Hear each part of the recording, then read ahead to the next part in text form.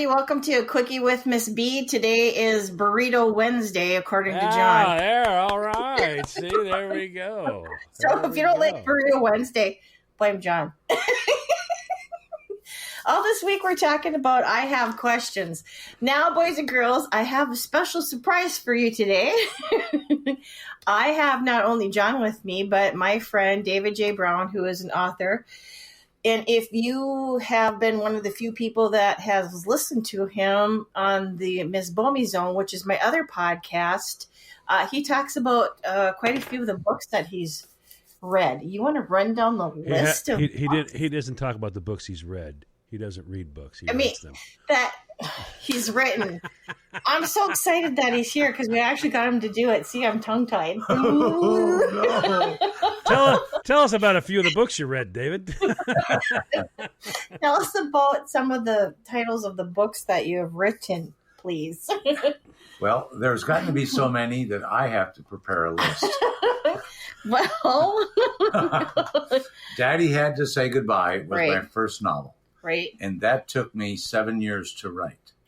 Yep. Not because it's that amount of volume, because I had cast so much self-doubt within myself. I had a lot of difficulty believing that I could do this. That was your best one, I think. And then Why can't my last one be my best one? because She can't pronounce it yet. She still thinks it's got she still thinks it's a terry cloth robe. No, I don't. But you said that was my best. Okay. No, I thought their first book was your best one. Uh-huh. Yeah, and then you had Flesh of a Fraud. Yes. Reading that off the card here. Okay. Yes, I did. Yeah, Flesh of a Fraud. Then we had Harvest Season. Harvest Season, Body Parts. Yeah, Body Parts. Body Parts. Parts, not pots. Pots. Put your body in the pot. Come on, Harold. It sounds like you're potty training a little kid in Maine. I'm telling you. I'm in his pots of the woods. No. And then after Harvest Season came Altered Egos, because that's the one that really messed me up. And you still haven't told me why. I'll tell you after we get off air. Okay. Okay. And then after that, we did Hashtag Be Like Ed. And for those that don't know, boys and girls, that was a joint venture between David and myself to write about one of our friends, a very good friend of ours that had passed away, and how we just dealt with his passing and the grief of it all. And then you have your latest one that, by the way, congratulations, you just got finished with. Thank you. Jeez. Can't wait for that one to come out. And what's it December called? 1? And what's it called, Christine? Brothers of a Tethered Cloth. Once again. Oh, tethered. I like that. Brothers of the Tetherball. Yeah. Why can't I say that? I don't know why. I get inside my own head, and that's it. I screw things up. I love poking her like that. Say it, Christine. What? Brothers of the Tetherball. Terry cloth robe. So, anyways, he decided to join us today so that we can continue on with I have questions. So I'm going to throw out a random question, and you just tell me what you think about it. Oh, sure. Okay, let me mark that one off the list. Okay, let's move on to the second page. Here we go. Do you think underarm farts are impressive?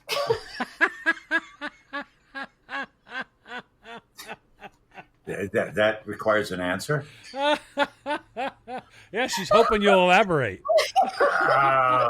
Yeah, when I was 6, that was a big deal. Okay. I grew up right after I was 6. I turned 7. So I'm sorry. Did you just give it up after a year? No more armpit farts? Well, I never really did them. I listened to other people do them, especially my grandma. So would you consider yourself a connoisseur?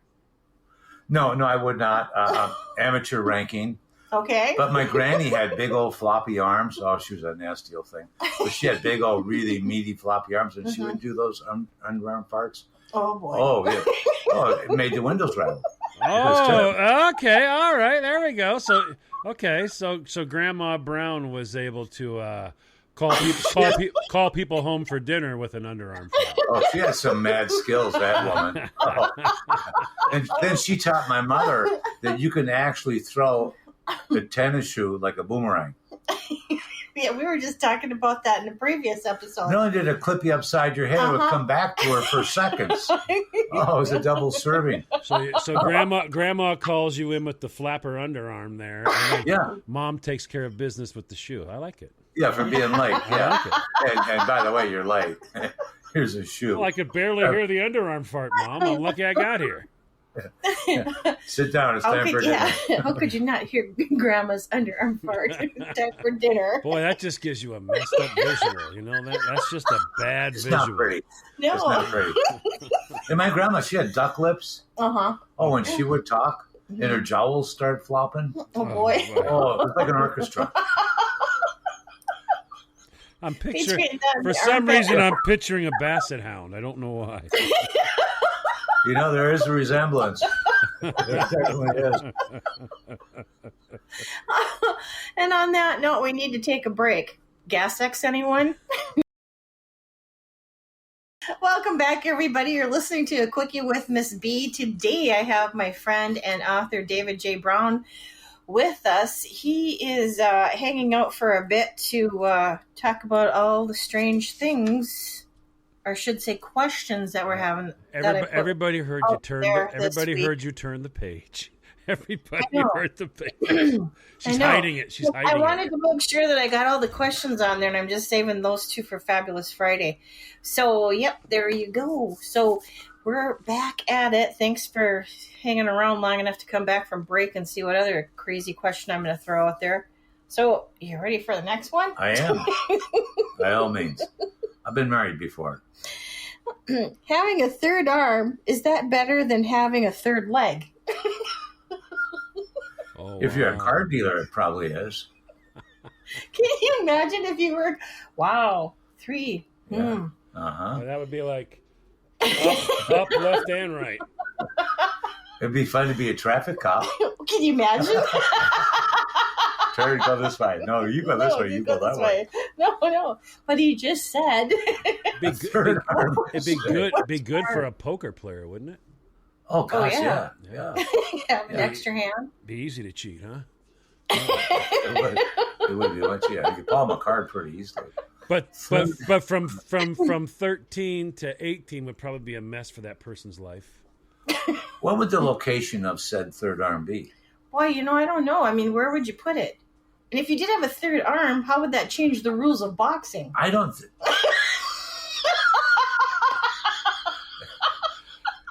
This is what this is what I deal with. This is what I deal with. I think you'd need one of those sports cups.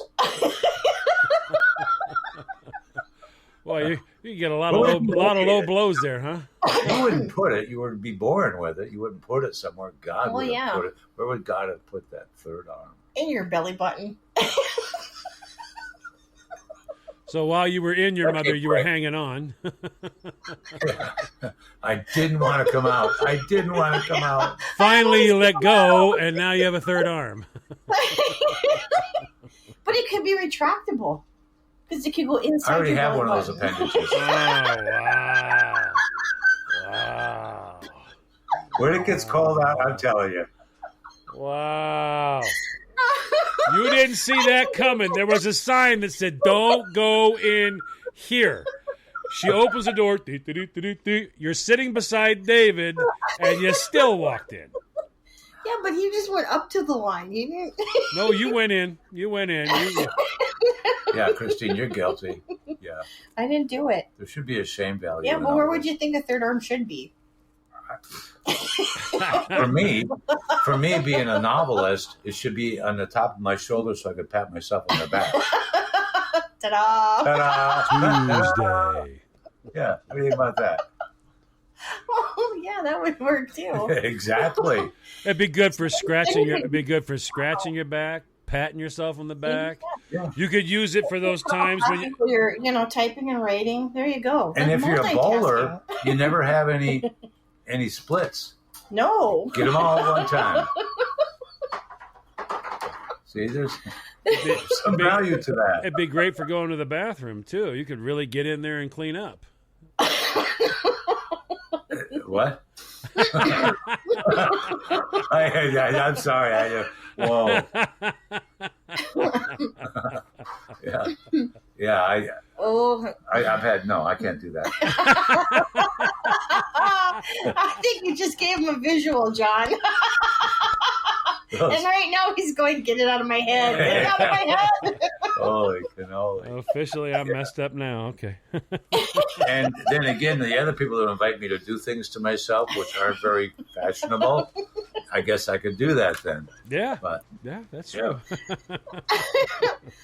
Well, I guess it all depends upon where you're going to place that third arm. Again, you don't have an option. God gives you that location. Could be different for different people. Now, such as yourself. Now, if it's Christine, I want it coming out of her forehead so I can call her Unicorn Girl and stuff like that. Yeah. And she could slap herself on That's command. Right, yeah. Go slap yourself. There's just something about a girl running up to you, an Italian chick running up to you, I'll slap you silly with a hand hanging right off the front of her face. There you go. And you really be able to talk now, wouldn't you? You'd have all three hands going. All three hands going. And still driving down the street using your knees. All those hands. Can you see women, though, thinking along that line? I can't. No, listen for a second, though. In the car, you ever see women trying to put on makeup and drive at the same time? They have the third one Honey. over their head. Honey. They'd be doing makeup. I arrested a woman for eating a bowl of Cheerios on I-25 in Denver at 70 miles an hour, driving with her knees. Oh, my gosh. Yeah. Don't give her a third arm. I gave her a ticket, and then she had a warrant, so that was beautiful. She goes, "Why do I have to go to jail?" Eating cereal while driving. You'll learn. I mean, who in their right mind would do that? You'd have to ask her. I saw a guy driving down the road once, and I did the same thing you probably did when you saw her. Was he had one hand on the bottom of the submarine sandwich and one hand on the top? I'm going, wait a minute, what? Who's driving? Who's steering? He's literally, and when he goes to bite, it's like he's closing his eyes. You're like, really? I scooted up quickly to get away from the guy. I'm like, what in the world is that? He's going at it like like one of those anacondas.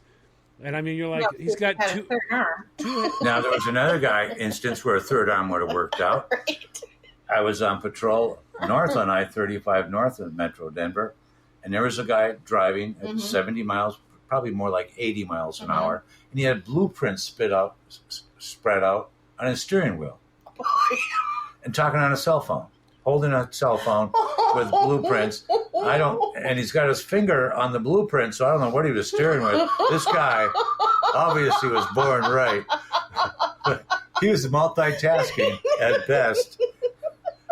And he got a ticket too. That's unbelievable. I mean, number one, how could you even see? Okay, well, I'm seeing right here, Billy. Oh, wow, that would be terrible. Looking down at the blueprint. Yeah, that would be. On the cell phone. Well, that's what first got my attention was his weaving, and then I got alongside and I realized he was reading blueprints. Yeah. It was those big fold-out blueprints. It wasn't just one sheet, 8.5 by 11. It was a whole rack. One? Oh yeah, it was beautiful. Oh boy, charming. That's when you confiscate the blueprints. I'm going to need these for evidence. These for evidence. There's a missed opportunity. Could you imagine? Oh, you could have been having so much fun with that. I'd have the governor with his third arm up. Yeah. I don't know what the hell I was thinking. Yeah. Oh, that would have been special, huh? This guy worked for a high-power company, so he was a big shot. Well, on that note, we need to go, and I just want to say I'm going to miss you. Thank you so much for joining us to do an episode. I'm not going to sleep tonight. That third arm and where you want to locate it? No, I won't sleep. Before we go, hey, where do you sleep with that third arm? Where do you put that? You put one under your pillow. That's why you have to have it retractable. Oh, retractable. Yeah. Where would it retract to? I don't know. Well, that was uncomfortable. Yeah, for several reasons.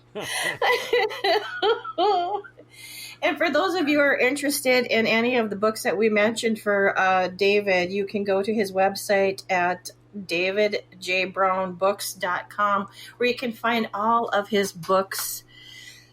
As well as Christine's co-authored book. Exactly. And you can get everything you get from that website, you can get signed. Yes. Yep. You get signed from the author. So that's a bonus because not too many people like to do that. You can send in a thing and buy a book and say, David, here's what I want you to write. Thank you so much for helping me write this book. With your third arm. David. Oh, gosh. Okay. And on that note, we got to go. Bye, boys and girls.